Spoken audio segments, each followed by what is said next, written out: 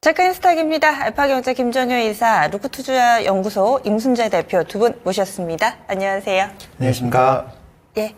첫 번째 포인트는 미국 얘기부터 좀 해보겠습니다. 월말, 월초 경제지표 상당히 많이 나오고요. 이것을 대하는 우리의 자세, 또 시장에서는 이런 경제지표 하나하나에 어떻게 좀 반응을 하고 있는지 미국의 경제지표 배드뉴스, 굿뉴스 이렇게 좀 달아주셨는데 설명을 좀 해주시죠.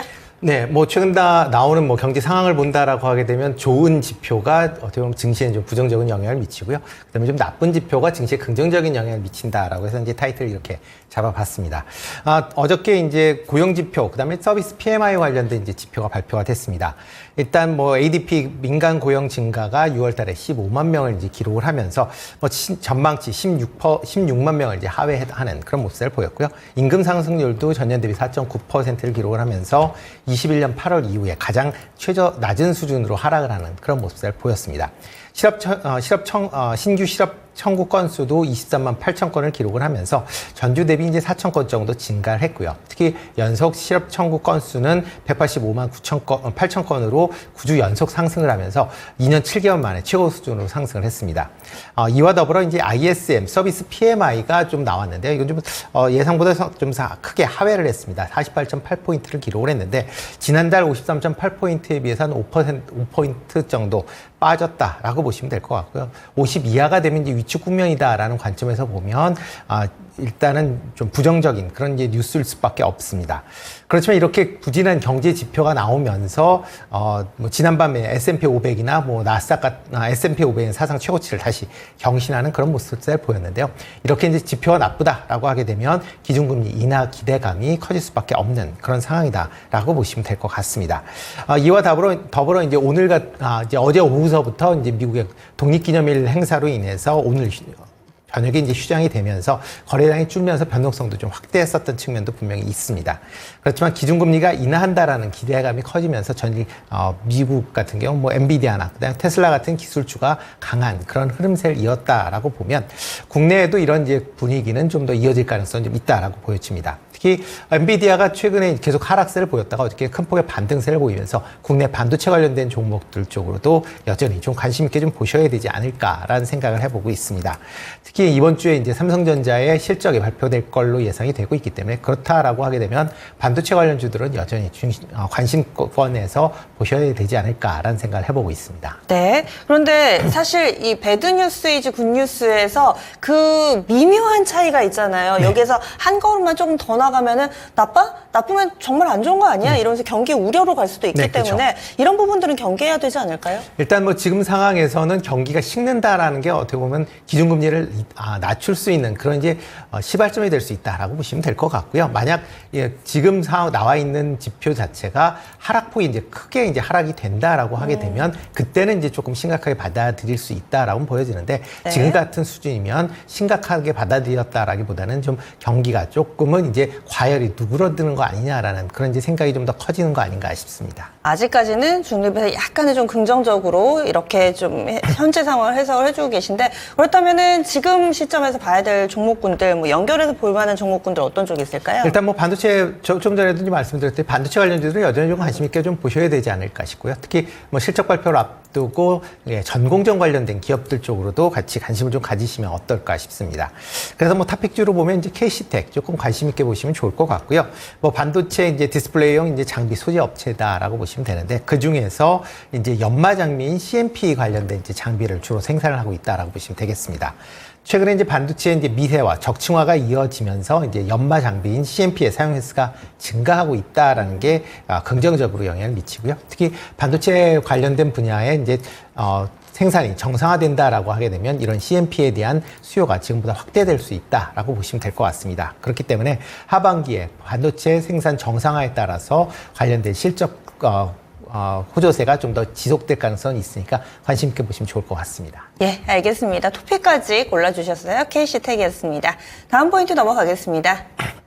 최근 들어서 미국의 정치 상황 보면은 인생은 80부터가 맞나 보다라는 생각하게 됩니다. 트럼프 전 대통령과 바이든 현 대통령 여기에다가 이 국회의원들 가운데서 낸시 펠로시 하원 의원, 이 하원 의원이 상당히 과거에도 주식을 여러 번 또 거래를 하면서 주식의 신이다 뭐 이런 평가를 받기도 하던데 간밤에 나왔던 소식 가운데 하나가 엔비디아하고 브로드컴을 샀다라며 시장에서도 상당히 좀 주목하는 외신 보도가 있었습니다. 이것이 어떤 의미가 있을까요? 네, 일단 콜옵션 거래를 해서 그 콜옵션 거래에 의한 주식 매수를 했다라는 거고요. 그와 관련된 차액은 이미 지난 1월, 2월에 이미 발생을 했죠. 뭐 연봉의 한 6배 이상이다. 그래서 뭐 굉장히 투자를 뭐 잘한다부터 시작해서 왜 미국은 이런 사람들의 투자를 막지 않느냐 뭐 여러 가지 의견들이 나오고 있는데요. 어쨌든 지금 이분이 하원 의장에서 물러나긴 했지만 민주당에서는 꽤 영향력 있는 사람이라는 건 부정할 수 없는 사실이고 실제로 콜옵션에 대한 차익만 가져간 게 아니고, 뭐, 브로드컴이라든지, 이 브로드컴 쪽으로는 또 콜옵션을 들어가고, 엔비디아는 실제로 주식을 샀단 말이죠. 그러면 지금 시점에서, 옵션 차익만 먹은 게 아니라 주식을 샀다라는 의미는 엔비디아와 관련된 추가적인 호재를 무언가 알고 있는 게 아닌가라는 생각을 불러일으킬 수가 있고, 오늘 이 얘기를 갑자기 왜 드리냐면, 이 낸시 펠로시가 사기 전까지만 해도 엔비디아가 2주째 계속 약보합권에서 조용히 머물고 있었단 말이죠. 근데 이 소식이 알려지면서 갑자기 튀어 올라가면서 오늘 나스닥을 이끈 빅2가 테슬라하고 엔비디아죠. 그래서 최근에 엔비디아가 쉬는 기간 동안 애플 선전하고 아마존 올라오면서 테슬라가 급등하는 그런 양상으로 시장이 전개됐었는데, 오늘은 이 쌍두마차가 같이 고개를 들면서 나스닥이 상대적인 강세, 우위를 보여줬습니다. 그래서 뭐 낸시 펠로시가 엔비디아 산 게 뭐 그렇게 큰 의미가 있어 싶겠지만, 그동안 2주간 굉장히 기간 조정을 받고 있던 종목을 자극할 정도의 이슈였고, 이 종목만 산 게 아니죠. 브로드컴이나 기술주 전반에 대해서 뭔가 베팅을 했다라는 관점에서 이분이 뭐 모든 걸 다 하는 건 아니겠지만 어쨌든 유력 정치인의 이런 매수 자체가 AI 시장에 대한 방향성이나 전반적인 정책 강도에 대해서는 큰 의심이 없지 않나라는 뭐 그런 판단을 시장에서는 좀 하고 있는 것 같습니다. 따라서 우리도 시장에서 그동안 엔비디아 쉬는 동안 쉬었던 종목이 많으니 이런 종목군들이 어떤 연동 관계를 가지고 움직일지 한번 지켜볼 필요가 있지 않나 이렇게 좀 판단이 되고 있습니다. 네, 종목 몇 가지 좀 봐주세요. 네, 일단 이스페타시스는 실적이 좋다는 이유로 조금은 다르게 움직였고요.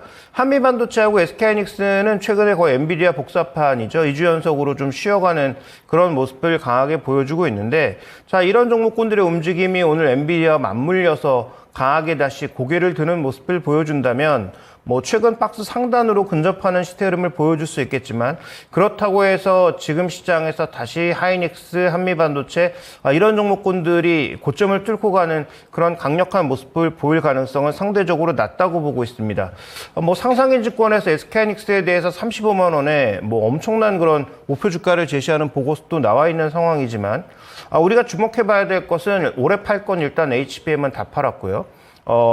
그 3E 지금 다음 세대와 관련돼서는 시장에 왈가왈부 논란이 많은데, 삼성전자가 뭐 더 잘하고 있다, 뭐 SK하이닉스가 낫다는 왈가왈부 말이 많은데, 어쨌든 이것도 결정되지 않은 상황에서 35만 원은 제가 보기엔 좀 너무 나간 게 아닌가 싶은 생각도 있고요. 그러니까 그런 관점에서 이 해당 종목군들에 대해서는 뭐 좋은 가격에 사셔서 여전히 장기 투자를 하고 있는 분들을 제외한다면 저는 뭐 그렇게 큰 메리트가 없다라고 보고 있고요. 여전히 현 시점에서의 핵심 포인트는 다른 쪽에 있기 때문에 관련된 종목에 대해서는 오히려 AIPC 관련주라든지 좀 더 다른 쪽의 종목군들의 포커스를 맞출 필요가 있겠고, 대형 반도체에서는 여전히 삼성전자가 우위에 있다라고 보고 있습니다. 네, 알겠습니다. 그래서 이 미증시에서 이 반도체 관련된 종목군들 전반적으로 좀 강했었고요. 그 배경에 정치인의 또 매수 소식까지 좀 들려와서 국내 증시에서도 관련된 종목군들 한번 좀 보시면 좋겠습니다. 참고로 우리나라에서 고위공직자는 3천만 원 이상일 때는 매각을 하거나 아니면은 백지 신탁해야 됩니다. 그래서 이런 뉴스들이 조금은 생소하실 수가 있는데, 일단은 또 반도체로 귀결되는 그런 내용이었네요. 다음 넘어가겠습니다. 다음 포인트에서 다룰 내용은 바로 이 밸류업 프로그램 관련해서 다시금 또 금융주들이 꿈틀대는 모습입니다. 신고가의 흐름을 이어가고 있는 상황인데요. 최근 들어서 금융지주사들 그리고 보험사들까지 강세 흐름을 나타내고 있는데 어떤 대응 전략이 좀 필요할지 전체적으로 좀 봐주시죠. 네, 뭐 최근에 기업 밸류업에 대한 뭐 여러 얘기가 나오면서 특히 이제 세제 개편안에 대한 얘기들이 계속 나오고 있습니다. 특히 이제 7월 말 기준으로 이제 뭐 세법, 그다음에 이제 상법 관련된 개정안이 이제 나올 것이다라는 이제 그런 얘기들이 나오면서 좀 더 이제 기대감을 키우고 있다라고 보시면 될 것 같고요. 여기에 이제 전일 윤 대통령이 하반기 경제정책 방향 및 역동경제 로드맵을 발표를 하면서 세제 혁신을 주문을 했습니다. 그렇기 때문에 그 부분이 좀 더 부각이 될 가능성이 있다라고 보여지고요. 지금 뭐 여러 가지 이제 세제에 관련된 얘기들이 나오고 있습니다. 그거에 대한 뭐 의견은 좀 나오고 있는데요. 뭐 대표적으로 지금 나오고 있는 것 중에 하나가 이제 배당 소득에 대해서 뭐 분리과세 및 그다음에 이제 배당 소득 세율을 뭐 최대 25%로 이제 낮추겠다라는 그런 내용입니다. 특히 배당 소득세율 같은 경우는 뭐 2천만 원 이하일 경우에는 뭐 9%, 그다음에 뭐 2천만 원 초과될 경우 뭐 25%까지 분리과세를 하겠다라고 지금 얘기가 나와 있고요. 뭐 특히 이제 기업들 같은 경우는 주주 환원액을 이제 늘린다라고 하게 되면 법인세의 과표를 낮춰주는 그런 방안도 같이 지금 추진을 하고 있습니다. 그래서 뭐 주주 환원액 증가분의 5%를 지금 세액공제를 해서 법인세 부담을 완화시키겠다라는 게 이제 주요 내용 중에 하나다라고 보시면 될 것 같고요. 다만 이런 이제 그 세법이나 이제 이런 상법 개정안에 대한 발표 있기 전까지는 아마 기대감이 계속 좀 있을 걸로 예상이 되고 있습니다. 물론 이제 발표된 이후에는 그 관련된 내용, 그다음에 특히 지금 여소야대 상황에서 야당이 얼마만큼 이 부분에 동의를 하느냐에 따라서 최종적으로 결정이 되겠지만 그 전까지는 기대감이 어느 정도 좀 반영이 되지 않을까라는 생각을 해보고 있고요. 이와 더불어 이제 금융 지주들 회사들의 이제 2분기 실적이 상당히 이제 좋아질 걸로 지금 예상이 되고 있습니다. 뭐 홍콩 ETF나 아니면 뭐 여러 이제 PF로 인한 충당금이 있음에도 불구하고 실적 영향은 상당히 좀 제한적일 가능성은 있다라고 보여지고요. 지금 뭐 화면에서 보다시피 이제 2분기 주요 금융 지주사의 이제 실적 컨센서스를 본다라고 하게 되면 뭐 매출보다는 순이익 부분이 조금 더 긍정적으로 영향을 미칠 가능성은 충분히 있다라고 보시면 될 것 같습니다. 이렇게 실적이 좋아진다라고 하게 되면 이런 이제 기업 밸류업 프로그램과 같이 맞물리면서 이런 금융 지주의 이제 고객 주주 환원율이 지금보다 좀 올라갈 확률이 좀 높다라고 보시면 될 것 같습니다. 그렇다라고 하게 되면 뭐 배당금을 지금보다 더 높인다든가 아니면 자사주 매입 규모를 지금 더 확대할 수 있다라는 것도 향후에 주가를 좀 긍정적으로 뭐 볼 수 있는 그런 내용 아닌가 싶습니다. 그런데 신고가 영역에 있는 종목군들이 많아서 지금 사도 되는 건지 아니면 보유자들의 영역인지 토픽이 있다면 함께 좀 말씀해 주세요. 네, 일단 뭐 단계가 좀 많이 올랐다는 측면은 분명히 있습니다. 그렇지만 이제 그 글로벌 기준으로 보면 주주 환원율이 아직까지도 국내 금융사들이 낮습니다. 만약 뭐 글로벌 기준으로 올라간다라고 하게 되면 지금보다 50% 이상 지금 배당을 확대해야 된다라고 보시면 될 것 같고요. 그렇다라고 하게 되면 주가가 긴 했지만 추가적인 상승 여력은 더 남아있다라고 보여집니다. 다만 올라가는 속도가 일반 기술주나 이런 종목에 비해서는 더디게 올라갈 수 있기 때문에 단기적인 것보다는 중장기적인 관점에서 보시는 게 어떨까 싶고요. 뭐 탑픽으로는 그중에서 이제 대표적인 회사죠. KB금융 관심 있게 좀 보시면 어떨까 싶습니다. 뭐 지금 시장 컨센서스도 2분기 영업이익이 한 1조 9천억 그러니까 2조 정도 된다라고 보여지고요. 그다음에 순이익도 1조 한 4,500억 정도 지금 예상을 하고 있기 때문에 그만큼 이제 실적 측면에서 보면 긍정적으로 볼 수가 있고요. 그다음에 PBR이 아직도 뭐 올랐다라고는 하지만 0.55배. 그다음에 12개월 이제 PER 같은 경우도 6.2배 수준에 불과하기 때문에 아직까지는 추가적인 상승 여력이 좀 더 남아 있다라고 보여집니다. 특히 이제 2분기 실적이 나온다라고 하게 되면 관련돼서 뭐 배당이나 자사주 관련된 매입에 대한 얘기들이 나올 가능성은 충분히 있기 때문에 그런 관점에서 접근해 보시면 좋을 것 같고요. 뭐 최근 한 달 동안 기관이 56만 주 매수할 만큼 일단 뭐 기관 연기금 쪽에서도 계속 관심을 가지니까 그런 점도 같이 주목해서 보시면 어떨까 싶습니다. 네. 그리고 이 배당 증가분에 저율 분리과세한다라고 앞서서 이 밸류업 프로그램 관련해서 새 조치가 윤곽을 드러내기도 했었죠. 여러모로 또 이런 밸류업 프로그램들을 봐야 되는 관련된 종목군들 봐야 되는 이유들이 있습니다. 다음 마지막 포인트 넘어가겠습니다. 마지막은 IT, 특히나 반도체로 마무리가 될 것 같은데 HBM보다 AI PC다. 조금 전에 HBM은 올해 팔 거 다 팔았죠? 라고 앞서서 얘기가 잠시 나오기도 했습니다. 그래서 AI PC에 주목해야 된다. 일단 그 이유부터 좀 볼까요? 네, 뭐 그동안 여러 번 강조드렸지만 뭐 확실하게 전망이 나온 게 없어서 그냥 제가 말로만 말씀드렸는데 오늘은 간단하게 정리하고 가겠습니다. 준비된 그림 두 가지만 보시면 나올 것 같은데요. 첫 번째 준비된 그림은 지금 AI PC가 연간 기준으로 한 5년간 얼마나 성장할지를 나타낸 것인데 CAGR 기준으로 거의 50% 이상의 성장을 한다라는 것이죠. 그래서 고속 성장을 할 수밖에 없다라는 것을 나타낸 것인데 왜 고속 성장할 수밖에 없을까? 우리가 이제 AI 뭐 많이 떠들지만 그 서비스 우리가 체감하는 것은 쉽지 않다라는 거죠. 결국 우리는 뭐 챗GPT나 아니면 뭐 구글의 제미나이를 통해서 확인할 수밖에 없는데 그러면 우리는 뭐 디바이스로 이걸 경험할 수밖에 없다라는 거고 그래서 실제로 갤럭시 S24가 별다른 것도 없지만 온디바이스 AI를 탑재했다는 이유만으로 판매량이 증가했다라고 볼 수 있는 상황인 거고요. 다음에 이제 준비된 그림을 보시면 지금 전망에 불과하지만 올해 이제 하반기부터 신제품들이 쏟아져 나오기 시작하면서 노트북과 데스크탑 PC의 판매량이 다시 늘어날 것이다. 특히 노트북의 판매가 급증할 것이다라는 예상이 나오고 있는 상황인데요.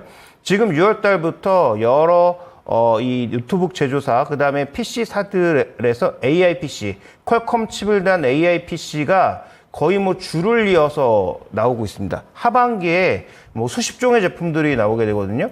그러면 여기서 우리가 생각해 봐야 될 건 이게 잘 팔린다는 걸 믿고 지금부터 사라는 거냐? 아니죠. 그건 바보 같은 전략이고요. 지금 현재 핵심 포인트는 어쨌든 신제품이 수십 종이 나오면 그 안에 뭐가 들어갑니까? 메모리, 기판, 그 다음에 여러 가지 칩들이 들어간다는 거죠. 그러니까 나중 팔리고 잘 팔리고는 나중 얘기고 초반 런칭에 들어가는 물량들의 실적의 반영이 3분기부터 본격적으로 나온다는 게 핵심인 거죠. 그럼 그런 관련된 종목군들이 벌써 뭐 흥분해서 주가가 많이 올랐으면 아무 매력이 없죠. 근데 시장은 여전히 의심하고 있고 이들 종목은 전혀 움직이지 않고 있거든요. 그런 관점에서 본다면 어디다 투자해야 될지는 답이 나온 거죠. 이미 뭐 실적이 정해져 있는 HBM에 뭐 더 투자할지는 뭐 본인이 선택하실 일이고 지금 현재 구간에서 제가 보기에는 실적에 거의 반영되지 않은 AI PC 신제품이 수십 종이 나오고 아이폰 16이 나오고 그 다음에 갤럭시 신제품이 하반기에 폴드 플립이 지금 7월 초에 대기하고 있는데 이런 제품들의 주가 반영이 전혀 되지 않은 상황이라면 뭘 사야 될지는 저는 답이 정해져 있다고 보고 있습니다. AI PC에도 HBM 쓰이지 않나요?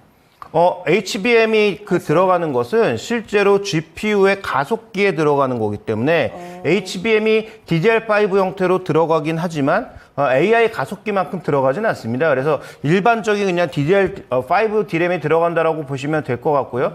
그 DDR5 D램과 여러 번 말씀드렸지만 레가시 램 쪽에서는 삼성전자, 마이크론이 합쳐도 삼성전자가 게임이 안 되는 상황이라는 거죠. 그래서 지금 뭐 하이닉스가 열심히 뭐 낸드도 새로운 거 개발하고 있고 하지만 그건 차세대의 문제고요. 지금 당장 제품을 파는 데 있어서의 실적의 가속도는 HBM 쪽에서는 하이닉스가 압도적. 반대로 레거시 쪽에서는 삼성전자가 압도적일 수밖에 없다라는 점은 뭐 여러 번 말씀을 드렸고요. 그 다음에 또 하나 이제 주목해 봐야 될 것은 퀄컴의 그 칩. 이번에 들어가는 칩은 인텔 칩이 아니라 퀄컴의 엘리트라고 하는 그 새로운 칩이 들어가게 되는데 이 퀄컴의 칩에 들어가는 기판을 누가 만들었을까? 뭐 여러 회사들이 만들었겠지만 삼성전기도 충분히 그 안에 기여를 했다라는 거죠.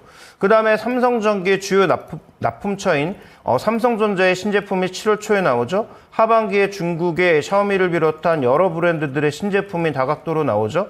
그러면 삼성전기의 큰 사업부가 MLCC, 기판 사업부, 모듈 사업부 세 가지인데 세 가지 중에 나빠질 게 아무것도 없다는 거죠. 현재 밸류에이션은 올해 그 약해진 추정 실적 대비해서 봤을 때 뭐 20배라서 싸지 않은 구간이지만 만약에 실적이 올라왔을 때는 어떻게 될 거냐라는 거죠. 그래서 저는 뭐 증권사들이 20만 원 이상의 목표가를 제시하고 있는데 뭐 그 정도까지 갈지는 모르겠지만 현재 구간에서 실적이 강해지는 데 비해서 주가가 안 움직인 종목은 어디인가는 명확하다라고 말씀을 드리겠습니다. 네, 알겠습니다.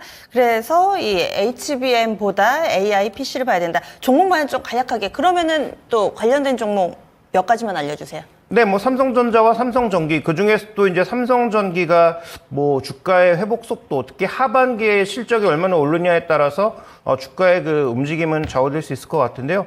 여기서는 뭐 신제품이 늘어나는 측면의 핵심 종목이라고 볼 수가 있겠고 삼성전자도 지금 제품 휴대폰이라고 하는 완성된 제품과 그 안에 들어가는 부품들을 다 가지고 있는 회사이기 때문에 뭐 삼성전자 조금 올라왔다고 또 팔 준비하시지 말고 어차피 HBM 이하 시간이 지나가면 당연히 들어가는 거고 지금 현재 구간에서 레거시의 증가만으로도 삼성전자의 주가는 싸 보이는 상황이니까 뭐 전혀 두려워할 이유가 없지 않나 이렇게 보고 있습니다. 예, 알겠습니다.